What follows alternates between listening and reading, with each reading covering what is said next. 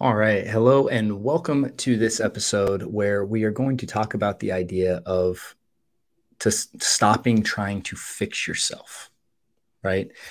And before we dive into that, I just want to just for those of you that don't know me, my name is Matt Cotty, and I am the founder of Restored Minds and the creator of the AAA Response. And if you're looking for help with OCD and anxiety, or you're looking for help with your own recovery, again, I have some links right down in the notes that you can access, whether it's the book or the workshop, or you can check out restoredminds.com as well, and then kind of see the various resources that we have for you. And then also, if you benefit from the show and you've enjoyed the content to this point, then we would really appreciate your support by liking and subscribing, as well as leaving a comment on YouTube or a review on iTunes or Spotify. So thank you so much for that. So let's dive into the show today. So when you first embark, oftentimes, on this struggle with mental health, or dealing with a lot of emotions and thoughts and all that stuff,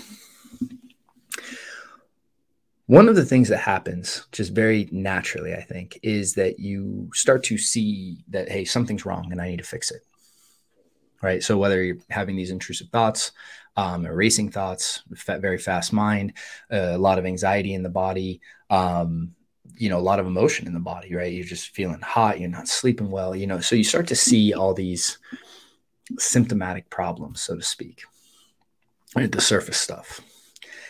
And it just makes sense to, then you go to the doctor, and then, usually it gets confirmed. You oftentimes will get some kind of diagnosis, kind of thrown on you. It could be anything from general anxiety to social anxiety to phobias to OCD to panic attacks, depression, and so these labels get slapped on you. And then all of a sudden, you're seeing that this is the problem and I need to overcome this problem.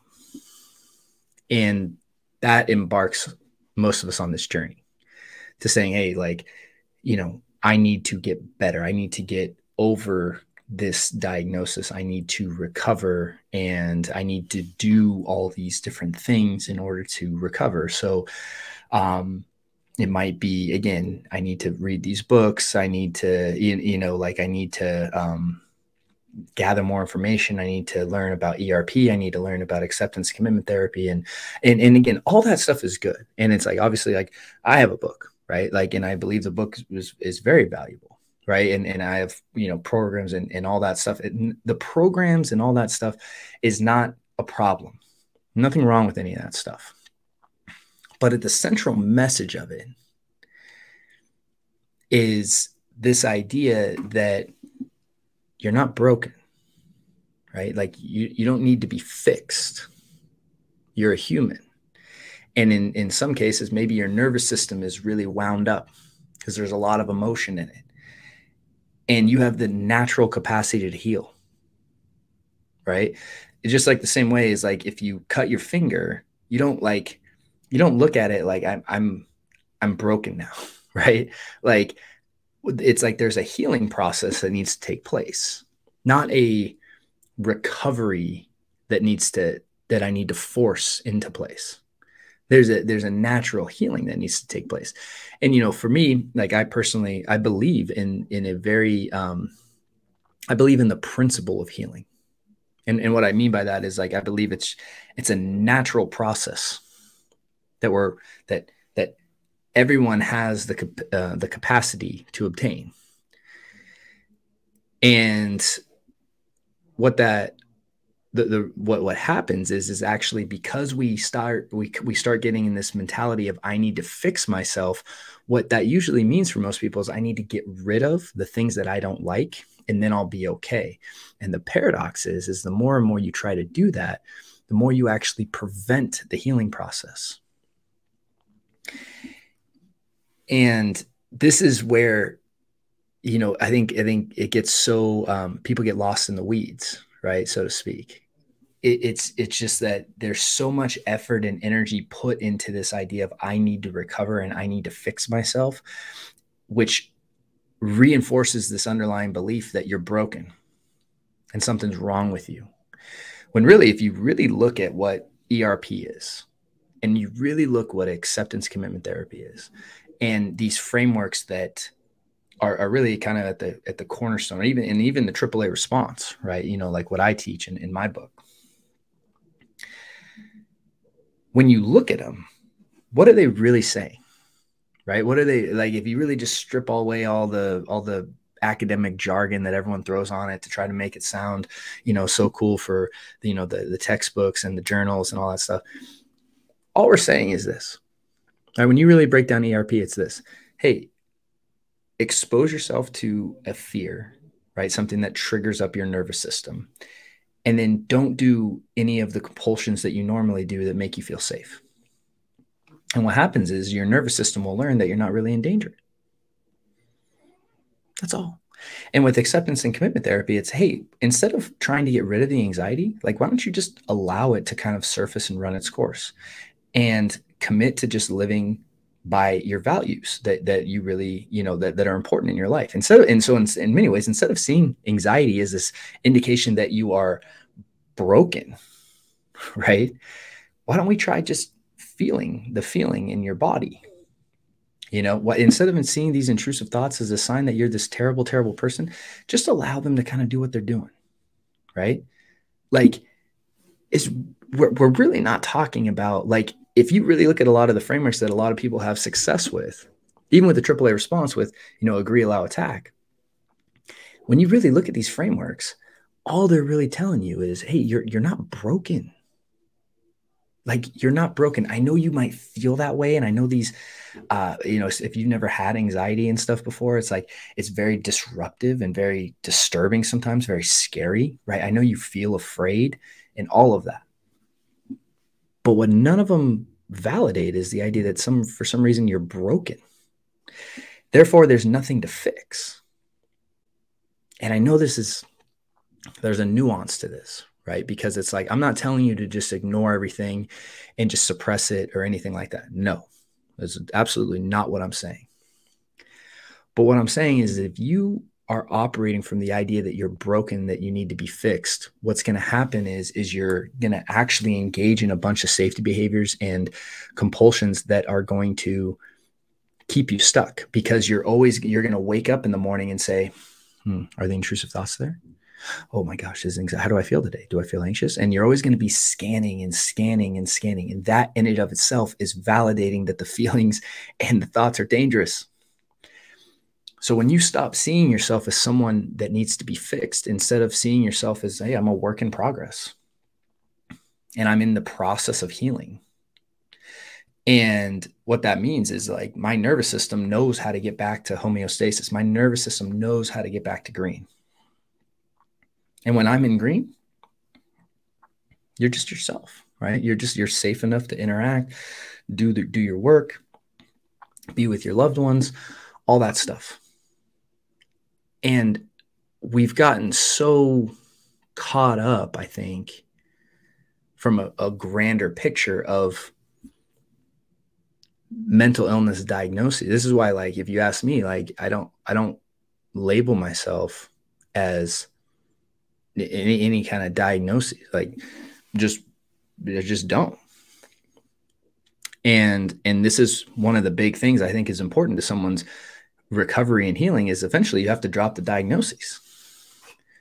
If you wear around the diagnoses and identify with it, then you're always going to see yourself as someone that needs to get fixed. And this doesn't mean that, like, once you just say, well, I don't have this anymore and I'm just going to deny that I'm experiencing. No, it's like, we need to do the right stuff. We need to do stuff that's going to promote healing, that's going to balance out our nervous system, that's going to, calm our system down. And a lot of that is very paradoxical. It's actually allowing the feelings that we don't want to be there and the thoughts that we don't want to be there. So there's a very big paradox with this healing process. But at a certain point, you have to, in my opinion, let go of this idea that you're broken and trust in this actual principle of healing. And when you do that, then your work is actually, what am I doing that's preventing the natural process of healing? And that's the paradox of compulsions and safety behaviors. Because I'm doing all this stuff that makes me feel safe, And that could be anything. Because I'm drinking when I get in social situations and I feel better, I'm validating to my brain that, hey, these social situations are actually dangerous. So I need to keep drinking. I need to keep doing things to be safe. Because I keep washing when I touch doorknobs, I'm validating that doorknobs are dangerous. So my body and nervous system is just learning based on the information I'm giving it. And a lot of what we're doing here in this recovery process is actually teaching you that you're already safe, teaching your system and your brain that you're already safe. You can actually operate from trust as opposed to fear. Like, and it's safe enough to do that. So, and if that's true, you can stop seeing yourself as someone that needs to be fixed and realize that there's just this natural healing process that you need to go through.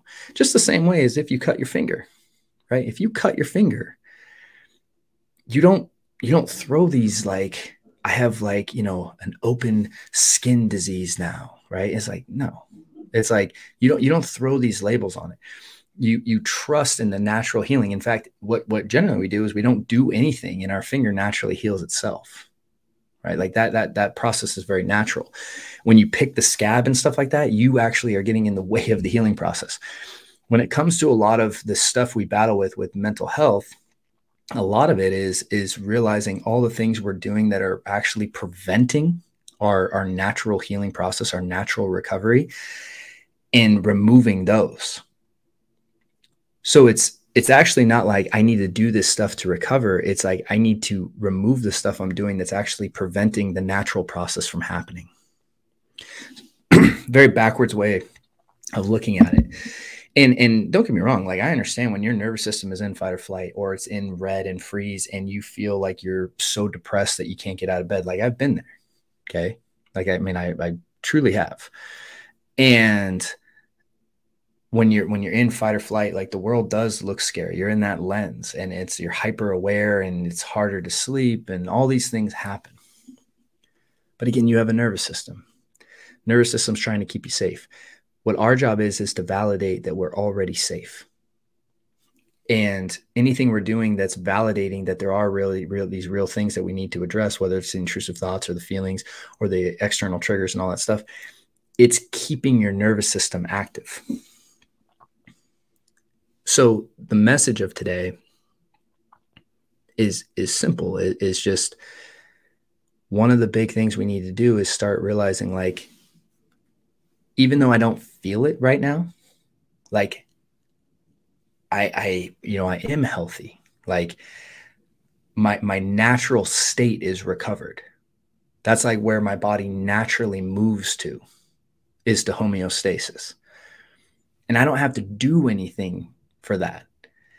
The problem is that what most of us are doing is we're actually doing these behaviors that are paradoxically keeping us in fight or flight, even though they make us feel better temporarily. That's the whole, conundrum of this, right? Of this loop that we get caught in. And to really just, like anchor into this message is like one of the main things that we need to do is stop seeing ourselves as someone that needs to be fixed, someone who's broken, because it doesn't serve us. It really doesn't. And realize that like there's the natural, like anchor into the principle within you that there's this natural innate ability to heal. And what your job is not to facilitate the healing, because that's what naturally happens.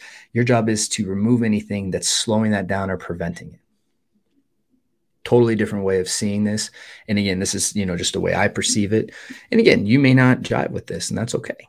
It's okay. I'm not telling you how to think. It's just, I'm telling you what I aim to share on this is always things that actually help me get to where, I really wanted to go. And a lot of it, what I learned over time was very, very paradoxical. And so anyways, I hope that was helpful today. And I hope you received this message. With that said, again, head over to restoredminds.com. Again, we have our Taking Back Control program. We have our workshops, our books, things to support you with really implementing this and really helping you, get to where you want to go on your journey. So also, if you would really help us out by supporting the show, by liking and subscribing and leaving a review, I would really appreciate it as well. So thank you. Wish you guys a great week, and I look forward to seeing you soon. Hey there, hope you enjoyed that recent video. We really would appreciate your support real quick if you could like and subscribe to our channel. And if you're looking for help with OCD and anxiety, please check out the links below or visit restoredminds.com, as we'd be happy to help you on your journey. Thanks so much.